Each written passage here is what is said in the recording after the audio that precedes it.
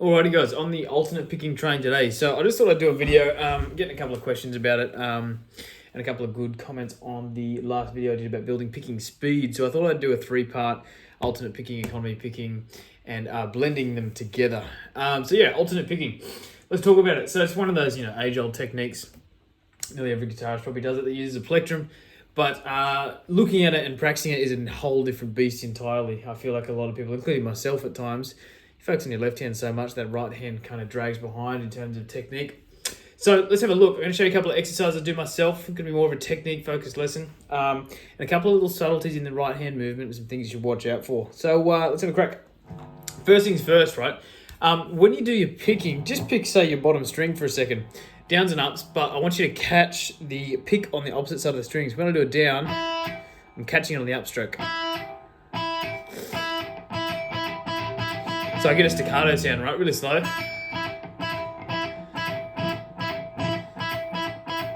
As this speeds up, you'll hear that staccato goes away because it's too quick for you to recognize. But the technique should look the same, and the wrist shouldn't look like it's moving any further. Once again, catch, catch, catch, catch. Starting to speed up. There's no extra movement happening from the arm, right, when I'm doing that. So that's a really good way to build your speed.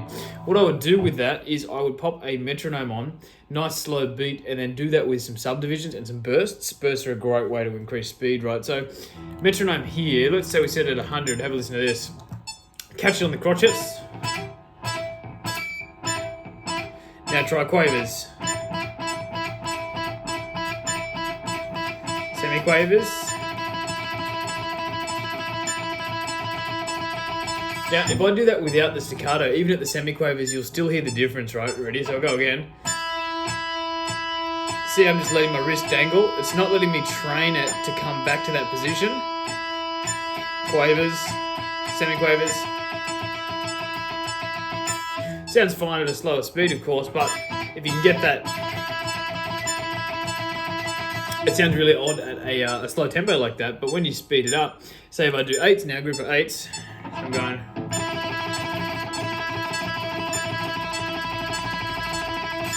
Right, almost tremolo picking there. It's really clean and concise, and the clarity's there. You can hear all the notes I'm playing, right? That's the most important thing. That's a great one. You'll notice too with the actual technique itself, all wrist, if you can. Now, the argument too, and I've played both ways. I used to play with my fingers out open, now curled up.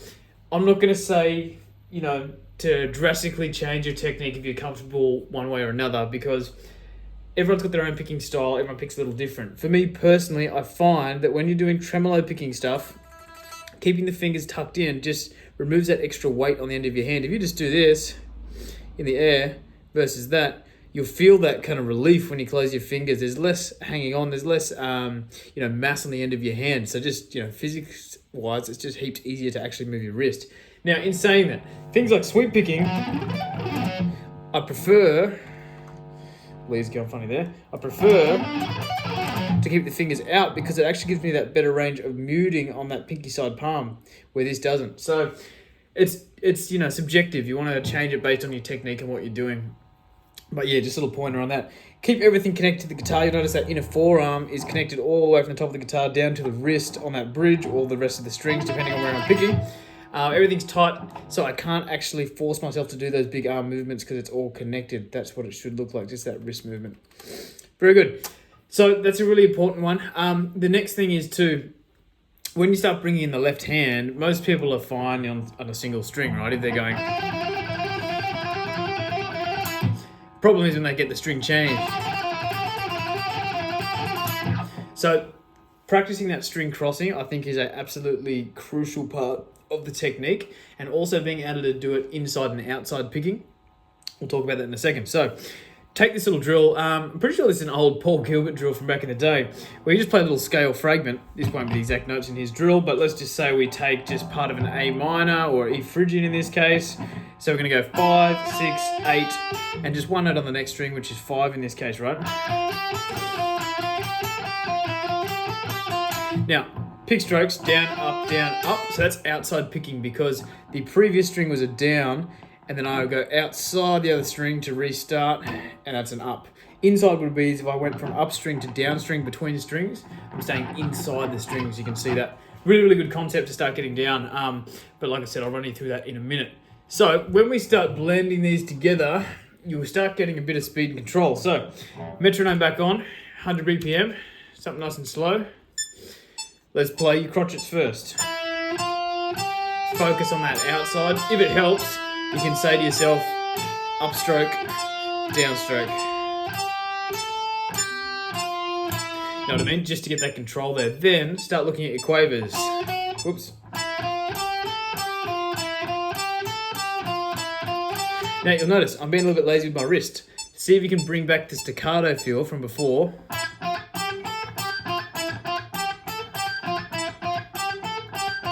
And again, this is just a method to train that pick to come back to the string. It stops you doing those wider movements with your wrist.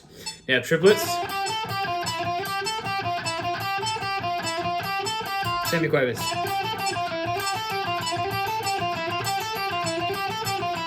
Right, that's...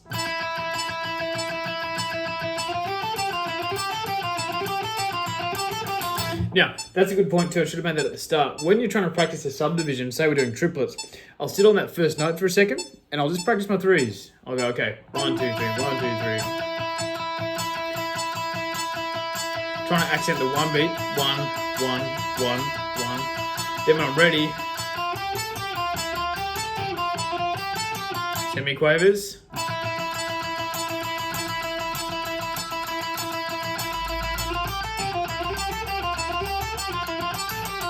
Now, this is more of a right-hand focused lesson, this one, but if you can too, you'll notice my left hand, fingers are close.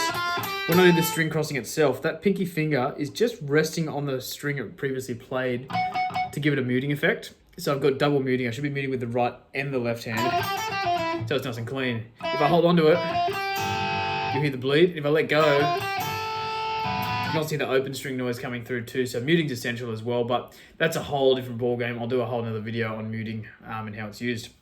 All right, once you get through that and the subdivisions up to semiquavers, you can go 5, 6, 7, 8 if you want to. I then switch the picking, started on an upstroke, and now what you're doing is you're working inside picking. So you're going up, down, inside those two strings, and you'll see what I mean if you just rest your pick in between them. That's the motion. Just try and make that clear for you. I'm going to hold my pick in a weird way, just ignore that. That's inside picking, yeah. Outside picking coming around the strings. So with the click, crotchets. Picking, up, down, Try it with a rung out note, and then also try it with staccato as well. Right, then do your quavers. Ready? Staccato. Having the control to be able to go back and forth like that's really important as well, because it shows you've got that right hand control. Triplets, if you want to, get the threes going first, feel that speed, and then...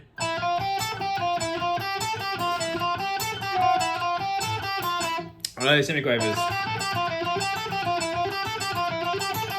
Now, inside picking is such an important thing when going between strings repetitively like that. I would probably prefer outside picking if I'm going through a whole scale run, but going back and forth like that, I really, I bring back to that inside picking because I'm doing less movement with my wrist. It's all about, doing the most efficient movements possible. So there is a little drill that I used to do that I took from John Petrucci's, what was it called? John Petrucci's technique book, whatever it was. He did a video on it. Rock Discipline, that's it. Back in the 90s sometime. He had a couple of exercises in there. Go look that book up too. I think you can find PDF downloads of it online just for free, so check that out. Now, there's a couple in there, right? There's one that's an inside picking drill, outside inside picking drill that I basically just did, working up the scale horizontally. It goes like this.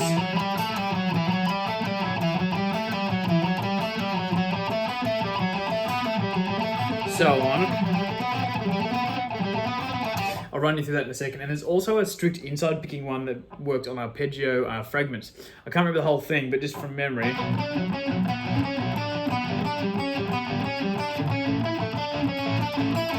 Right, that's the first little three fragments. So you've got a minor, a major, and a major. So it's just working up that main little scale fragment. So let's do these, and these are just great tools for your right hand. And then I'll show you a couple of chromatic ones that I use as well. So this is just part of a minor scale on E, right? And we're just playing that one note on that next string. Now, outside, down, up, down, up. So down, up on the change, back down on the next string, down, up, down. So you should be making sure each string change has an opposite direction. Of course, it'll be either way, but in this case, it's down, up on the string change, and down on the string change again. So 4 times. Right, then up to the next fragment, which is the locker in position, 4th fret, 4, 5, 7, 4 on the next string. Major, 5, 7, 9. You can keep going. The next one will be minor, all the way up. But just the small little fragment's fine, yeah? Because remember, we're focused on the right hand, not left. What I want you to make sure is that string change is snappy. You can hear it. Accent it if you want.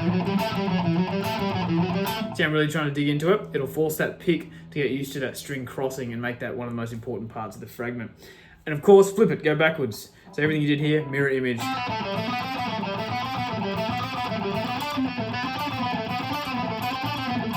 So on. I can't remember if the reverse method is in the book or not, or if I've just made that up, but both really good to do, yeah? And the last thing, the inside picking. So let's have a look at this. If I played this outside picking, just watch my wrist for a second, right? I'm gonna go really slow, but just watch.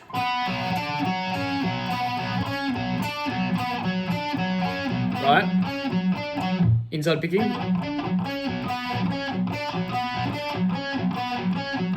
See how that just looks like I'm using less effort to do it? Outside. Inside.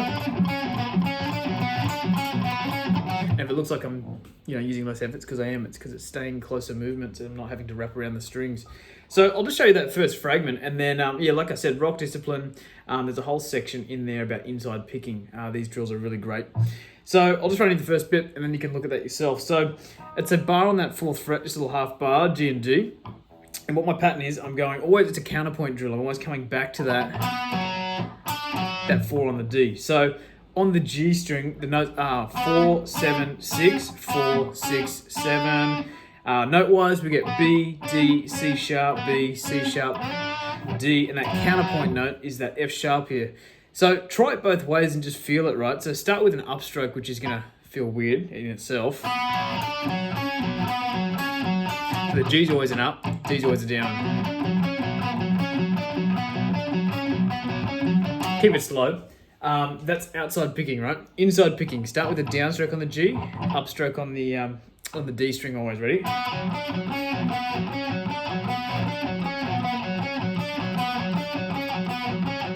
Should feel less movement. It's a really nice way to play. It may feel weird at first, but once you get there, you'll thank yourself for it. So yeah, that's 2 great little exercises that I've used, stolen from other people, but one that I use myself a lot as well. Very similar to the Gilbert exercise, but it's just playing anything you can, right? So if you play a major scale, for example, if you know a major or your minor pentatonic, I'm just picking some popular ones out of the hat. I'm going to use my major for this example, right?